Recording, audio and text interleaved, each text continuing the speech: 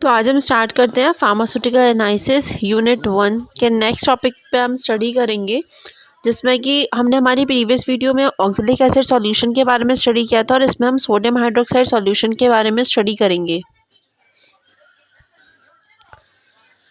सबसे पहले हमें, जैसे कि प्रीवियस में हमने सबसे पहले हमें इसका मॉलिक्यूलर वेट निकालना पड़ेगा। सोडियम हाइड्रोक्साइड का मॉलिक्यूलर वेट क्या होता है? सोडियम हाइड्रोक्साइड को जब हम डिवाइड करते हैं तो इससे हमें मिलेगा Na, O and H। Na का अपना हो गया 23, ऑक्सीजन 16 और हाइड्रोजन 1। जब आप इन तीनों को प्लस करेंगे तो ये आपका आएगा 40।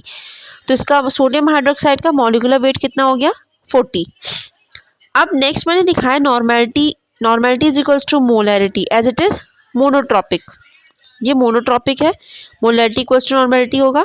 जब सोडियम हाइड्रोक्साइड का ब्रेक डाउन करते हैं तो आपको मिलेगा Na पॉजिटिव और OH नेगेटिव। OH नेगेटिव कितने मिले आपको? 1। That is OH negative replaceable ion कितने हो गए आपके? 1 हो गए। इसलिए ये एक मोनोप्रोटिक है।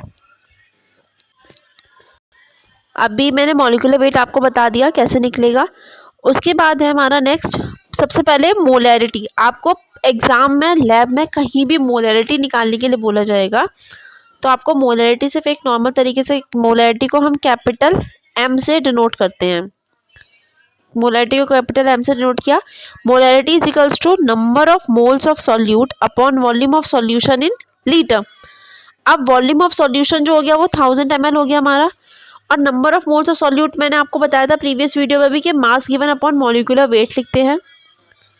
अब मास हमें अभी के लिए हमने x ले लिया और इसका जो मॉलिक्यूलर वेट है वो अभी हमने कैलकुलेट किया, वो आया 40। जब मैं ये पूरी x अपॉन 40 वाली value number of moles of solute वाली जगह पर प्लेस कर दूंगी अपॉन 1000, और जब आप इसे कैलकुलेट करेंगे तो आपका इसका कैलकुलेशन आएगा 1 molar is equals to x upon 40 into 1000 upon 100 ml। अब आपका क्वेश्चन रहेगा ये 100 ml कहाँ से आया?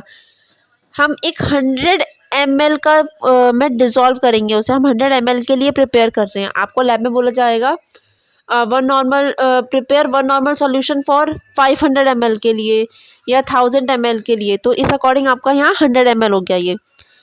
अब आप की मैथ्स की कैलकुलेशन अच्छी होगी, आप x को एक साइड पुट कर दीजिए और बाकी ये सारी वैल्यू इधर क्रॉस मल्टीप्लाई में चली जाएगी, तो ये हो जाएगा 1 molar into 40 into 100 divided by 1000, और x आपका इक्वल्स टू में रह जाएगा। जब आप ये सारे कैलकुलेट करेंगे तो आपका x का वैल्यू आएगा 4। x की वैल्यू आपको 4 मिल जाएगी। अगर आपको लैब में बोला जाए कि आपको 0.1 मोलर निकालनी है, तब भी आप उसको निकाल सकते हैं। मैंने आपको प्रीवियस वीडियो में भी बताया था कि आप 0.1 की मल्टीप्लाई 4 से कर देंगे तो आपको 0.4 मिल जाएगा। अगर 0.01 मोलर बोला जाएगा तो आप 0.01 की मल्टीप्लाई 4 से कर दीजिए, आपको 0.01 मोलरिटी भी प्रिपेयर हो जाएगा। नेक्स्ट हमारा नॉर्मेलिटी। नॉर्मेलिटी को हम कैपिटल N से डिनोट करते हैं। नॉर्मेलिटी इज इक्वल्स टू क्या होता है? Number of gram equivalent NaOH upon volume of solution in a litre. Same volume of solution आपका 1 लीटर है, आपको पता है, आपको इसको छेड़ने की बिल्कुल भी कोशिश नहीं करनी है, आपको ये एज इट इज लिखे रहने देना है। आपका जो कंसर्न रहेगा वो number of gram equivalent NaOH क्या होता है? Mass of NaOH upon equivalent weight. अब आपके पास मास ऑफ NaOH आपने सपोज x मान लिया, मास मैंने यहाँ पर x ले लिया। अब इक्वलेंट वेट ऑफ NaOH कैसे कैलकुलेट करेंगे? क्योंकि इक्वलेंट वेट ऑफ NaOH तो ये होता है molecular mass upon OH negative ion. Molecular mass हम NaOH का पहले ही निकाल चुके हैं जो कि है 40। Number of OH negative ion भी हम निकाल चुके हैं। जब हमने NaOH को डिवाइड किया तो Na पॉजिटिव और OH नेगेटिव मिला। OH नेगेटिव 1 था तो 1 रिप्लेसेबल आयन। अब इसको कैलकुलेट करके मेरा वैल्यू आ जाता है 40। अब इस 40 वैल्यू को मैं यहाँ इक्वलेंट वेट पर पेस्ट कर दूंगी और मास मैंने x मान लिया, तो ये मेरा x अपॉन 40 हो गया। अब इस x अपॉन 40 की वैल्यू ये आ गई है, इसको पुट करना है मुझे number of gram equivalent NaOH के बदले, तो number of gram equivalent NaOH is equals to x upon 40 हो जाएगा। Volume of solution in litre मैंने 1000 ही रखा है, सेम जैसे अभी कैलकुलेशन करी थी, सेम वही फॉर्मेट है कैलकुलेशन का। 1n x upon 40, volume of solution 1 litre, 1000 है। आप x को यहाँ रहने दीजिए, बाकी सारी वैल्यू उठा के आप इधर ले जाइए इक्वल्स टू के आप कैलकुलेट करेंगे तो x की वैल्यू आपको एट द एंड 40 रिसीव हो गई। अब मैंने आपको मोलैरिटी में भी बताया था कि आपको कुछ नहीं करना है, आपको सिर्फ और सिर्फ इसकी मल्टीप्लाई करनी है। 0.1 से 40 की मल्टीप्लाई करेंगे तो आपको मिलेगा 4.0 ग्राम सॉल्यूशन।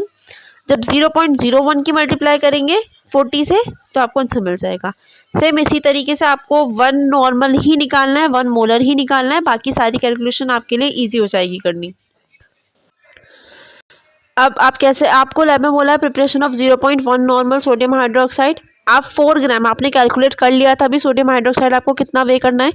आपको 0.1 नॉर्मल प्रिपेयर करना है तो आप 4 ग्राम सोडियम हाइड्रोक्साइड को लेंगे, उसे 1 लीटर सॉल्यूशन में डिसॉल्व कर देंगे और उसको हम एक एयर टाइट कंटेनर में स्टोर करेंगे ताकि उसमें carbon dioxide avoid absorption of CO2 from air, air से हमारा जो CO2 है उसका अब्जॉर्प्शन ना हो, उसको अवॉइड करने के लिए।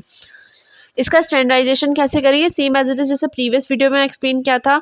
ऑक्जेलिक एसिड के लिए जो आपका ऑक्जेलिक एसिड है वो हम इसको हम लैब में बोला आपको कि sodium hydroxide against oxalic acid, oxalic acid के अगेंस्ट टाइट्रेट करेंगे।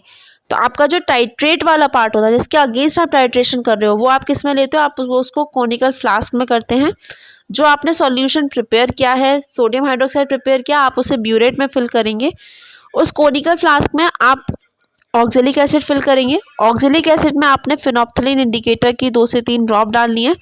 आपको उसको कंटिन्यूसली स्टर करते हुए रहना है ताकि आप तब तक जब तक आपको उसमें फेंट पिंक कलर रिसीव ना हो जाए। जैसे आपको फेंट पिंक कलर दिखेगा आप उस रिएक्शन को 2 से 3 रीडिंग आप नोट कर लेंगे और आपको रिजल्ट मिल जाएगा। आपके एग्जाम पर्पस के लिए इसकी रिएक्शन भी ज़रूरी है तो आपने पोटेशियम हाइड्रोजन पैथलेट का रिएक्शन लिख लिया यहाँ पर।